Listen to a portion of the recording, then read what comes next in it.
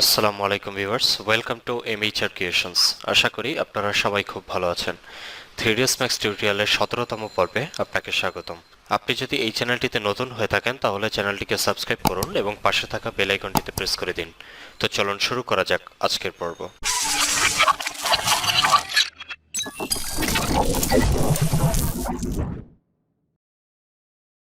Welcome back. গত পর্বে আমরা ডোর সেকশনের ভিতরে একটি ডোর সম্পর্কে জেনেছিলাম। আজকের পর্বে আমরা পরবর্তী যে ডোরটি আছে সেটি সম্পর্কে জানার চেষ্টা করব। তো সেজন্য আমরা সর্বপ্রথম স্ট্যান্ডার্ড প্রিমিটিভস থেকে চলে যাব ডোরে। ডোরে ক্লিক করার পরে এখানে দেখতে পাচ্ছেন তিনটি ডোর আছে। পিভট ডোর সম্পর্কে আমরা গত পর্বে বিস্তারিত আলোচনা করেছিলাম। আজকের পর্বে আমরা স্লাইডিং ডোর সম্পর্কে বিস্তারিত আলোচনা করব। তো সেজন্য আমি সর্বপ্রথম পার্সপেক্টিভ ভিউপোর্টটিকে বড় করে নিচ্ছি। তারপরে আমি এখান থেকে স্লাইডিংটিকে সিলেক্ট করলাম। এরপরে আপনি যে কোনো একটি জায়গায় মাউসটিকে রেখে একটি ক্লিক করবেন এবং মাউসটিকে চেপে ধরে রাখলে দেখতে পারবেন এরকম একটি প্রস্থ অ্যাড হচ্ছে। তো আমি এরকম একটি অবস্থায় রেখে মাউসটিকে ছেড়ে দিলাম। এখন আপনাকে এখানে একটি থিকনেস অ্যাড করতে হবে, অর্থাৎ কতটুকু থিকনেসে আপনি ডোরটিকে ড্র করতে যাচ্ছেন। যদিও এই সকল প্যারামিটারগুলো আপনি পরবর্তীতে পরিবর্তন করতে পারবেন।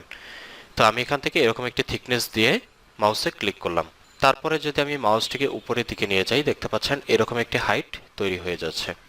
তো এখন এটিকে আপনি চাইলে বিভিন্নভাবে মডিফাই করতে পারবেন। তো সেজন্য আপনি চলে যাবেন ডান দিকে প্যারামিটারে।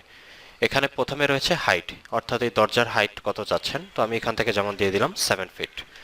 7 ফিট লিখে এন্টার বাটনে ক্লিক করলাম। এরপরে রয়েছে উইডথ, অর্থাৎ কতটুকু প্রস্থ চাচ্ছেন। তো আমি এখান থেকে যেমন 3 ফিট দিয়ে এন্টার বাটনে ক্লিক করলাম। তারপরে রয়েছে ডেপথ, অর্থাৎ এর থিকনেস কতটুকু চাচ্ছেন তা এখান থেকে আপনি দিতে পারেন। তো আমি যেমন এখান থেকে থিকনেস দিয়ে দিলাম 4 ইঞ্চি। 4 ইঞ্চি দিয়ে এন্টার। তো আমাদের মেইন প্যারামিটারের কাজগুলো দেখে ফেললাম। এবার এখানে দুটি অপশন রয়েছে, একটি রয়েছে ফ্লিপ ফ্রন্ট ব্যাক এবং অপরটি রয়েছে ফ্লিপ সাইড। তো প্রথম যেটি রয়েছে ফ্লিপ ফ্রন্ট ব্যাক, এটির কাজ হচ্ছে এই যে দরজার পাল্লার দিকে যদি একটু লক্ষ্য করেন, একটা পাল্লা রয়েছে পিছনের দিকে আর একটা পাল্লা রয়েছে সামনের দিকে।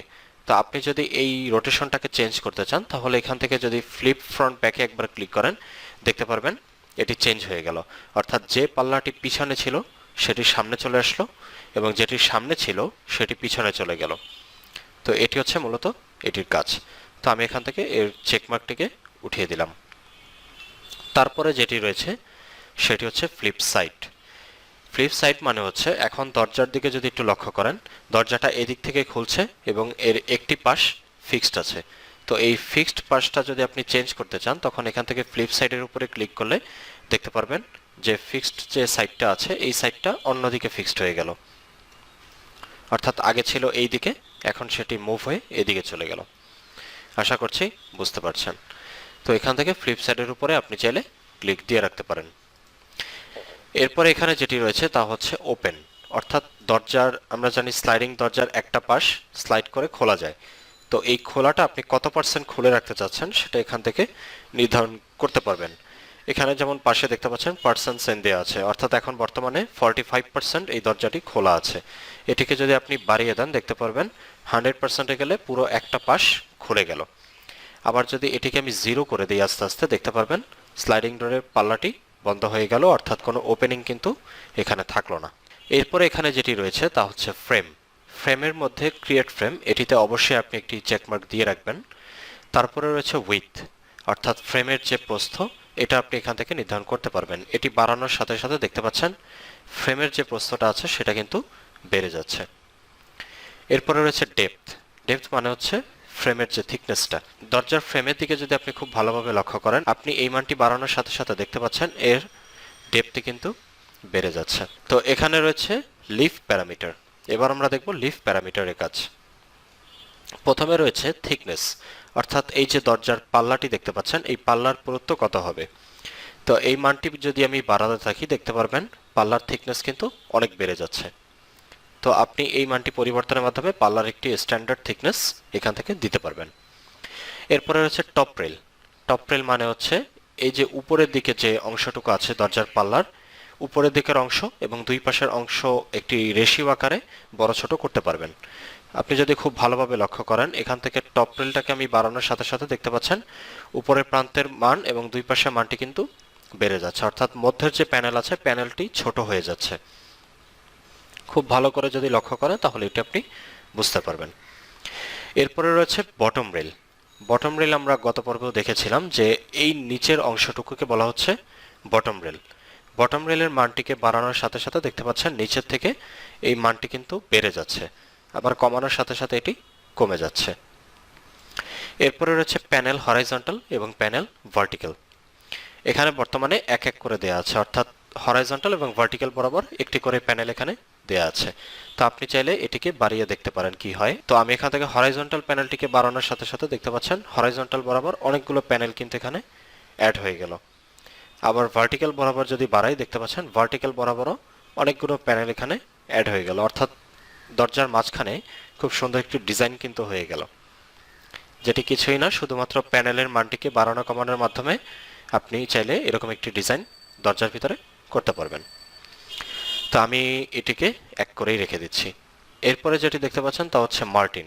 আমরা যখন প্যানেলগুলোকে বাড়িয়েছিলাম, অর্থাৎ এখান থেকে আমি যদি আবার একটু প্যানেলটিকে বাড়াই, তো আমি প্যানেলটিকে বাড়িয়ে দিলাম, আবার উভয় প্রান্তে আমি 4টি করে প্যানেল অ্যাড করলাম। এখন এই প্যানেলের মধ্যে এই যে দেখতে পাচ্ছেন হরাইজন্টাল একটি বার এবং ভার্টিক্যাল একটি বার, এটিকে বলা হচ্ছে মার্টিন। আমি যদি এখান থেকে মার্টিনের মানটিকে বাড়িয়ে দিই দেখতে পাচ্ছেন এর মানটি কিন্তু অনেকটা বেড়ে যাচ্ছে, আবার কমানোর সাথে সাথে এটি কমে যাচ্ছে। তো মার্টিনের কাজটি তখনই আসবে যখন আপনি প্যানেল হরাইজন্টাল এবং প্যানেল ভার্টিক্যালে একাধিক প্যানেল অ্যাড করবেন। আর যদি একটি করে প্যানেল রাখেন তখন মার্টিনে কোনো রকমের পরিবর্তন দেখতে পারবেন না। আশা করছি বিষয়টা আপনি বুঝতে পেরেছেন। এরপরে এখানে নিচের দিকে চলে যাই, দেখতে পাচ্ছেন প্যানেল। তো এখানে রয়েছে নান। আমি যদি নানের উপরে ক্লিক করি তাহলে প্যানেলগুলো রিমুভ হয়ে যাবে, ঠিক যেমনটা আপনি এখানে দেখতে পাচ্ছেন। তো আমি এখান থেকে গ্লাসে ক্লিক করে রাখলাম। এরপরে রয়েছে থিকনেস। থিকনেস মানে হচ্ছে প্যানেলের থিকনেস, অর্থাৎ এই থিকনেসটিকে যদি আমি বাড়িয়ে দিই দেখতে পাচ্ছেন প্যানেলের থিকনেস কিন্তু অনেকটা বেড়ে যাচ্ছে। আপনি যদি এটিকে একটু ঘুরিয়ে দেখেন দেখতে পাচ্ছেন শুধুমাত্র প্যানেলের যতটুকু অংশ রয়েছে প্যানেলের থিকনেস বাড়ানোর সাথে সাথে এই অংশটুকু কিন্তু বেড়ে যাচ্ছে। এরপরে এখানে রয়েছে বেভেল্ট। বেভেল্টের উপরে যদি ক্লিক করি তাহলে বেভেল্টের প্যারামিটারগুলো অ্যাড হবে। এখানে প্রথমে যেটি রয়েছে সেটা হচ্ছে বেভেল্ট অ্যাঙ্গেল। এই বেভেল অ্যাঙ্গেলের মানটিকে যদি আমি বাড়িয়ে দিই তাহলে দেখতে পাচ্ছেন এর অ্যাঙ্গেলটি কিন্তু বেড়ে যাচ্ছে, আবার কমানোর সাথে সাথে এর অ্যাঙ্গেলটি কমে যাচ্ছে। আপনি যদি দরজাটির দিকে খুব ভালোভাবে লক্ষ্য করেন তাহলে বিষয়টি বুঝতে পারবেন। এটিকে বাড়ানোর সাথে সাথে এর মানটি পরিবর্তন হয়ে যাচ্ছে, আবার কমানোর সাথে সাথে এর মধ্যবর্তী যে অ্যাঙ্গেলটি আছে অ্যাঙ্গেলটিও কিন্তু কমে যাচ্ছে। এরপরে রয়েছে থিকনেস 1। থিকনেস 1টিকে যদি আমি বাড়িয়ে দিই দেখতে পাচ্ছেন শুধুমাত্র এক পাশের থিকনেস বেড়ে যাচ্ছে, অর্থাৎ প্যানেলের মধ্যে যে বেভেলকৃত অংশ রয়েছে বেভেলকৃত অংশের একটা পাশের থিকনেস বেড়ে যাচ্ছে।